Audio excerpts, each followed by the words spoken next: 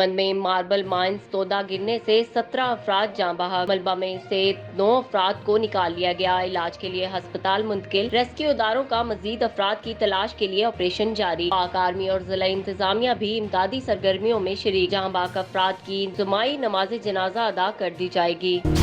लाहौर में अंदरून टैक्साली मकान की छत गिर गई। 4 बच्चों समेत 6 अफराद जाँ बहक, 4 जख्मी हो गए। वाकया रात गए वो सीधा दीवार मकान पर गिरने के बायस पेश आया। इमदादी टीमों ने 3 घंटे में रेस्क्यू ऑपरेशन मुकम्मल किया। वजीर आला पंजाब ने नोटिस ले लिया, कमिश्नर से रिपोर्ट तलब। यौम बहरिया मिली जोशो जज्बे से मनाया जा रहा है। पाक बहरिया के खुसूसी प्रोमो सरखरूज जारी। वतन के मुहावजों को खराजे अकीदत पेश। नेवल चीफ कहते हैं, आज के दिन ऑपरेशन सोमनाथ में भारत को शिकस्त से दोचार किया, दुश्मन का गुरूर खाक में मिलाया।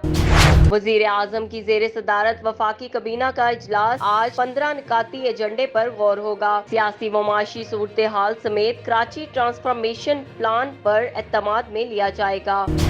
मुल्क भर में कोरोना से मजीद 5 अमवात। जाँ बहक होने वालों की तादाद 6000 से जायद हो गई। 24 घंटों में 30 नए केसेस रिपोर्ट। अब तक 2,99,233 अफराद वायरस से मुतासिर हो चुके हैं। एक्टिव केसेस की तादाद 6726 रह गई। अब तक 2,86,157 अफराद मोहलिक वायरस को शिकस्त दे चुके हैं।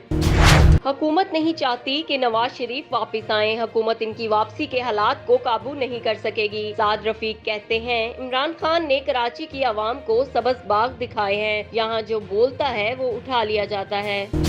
वफाकी हुकूमत का 15 सितंबर से तालीमी इदारे बतदरीज खोलने का ऐलान। स्कूल्स में 9वीं 10वीं क्लासेस का आगाज होगा। कॉलेजेस यूनिवर्सिटीज भी खुलेंगी। वफाकी वजीर तालीम शफकत महमूद की मुआवन खुसूसी बराए सेहत डॉक्टर फैसल सुल्तान के हमरा प्रेस कॉन्फ्रेंस। 23 सितंबर से 6ठी 8वीं तक की क्लासेस शुरू हो जाएंगी। हालात ठीक रहे तो 30 सितंबर से तमाम प्राइवेट स्कूल्स खोल दिए जाएंगे।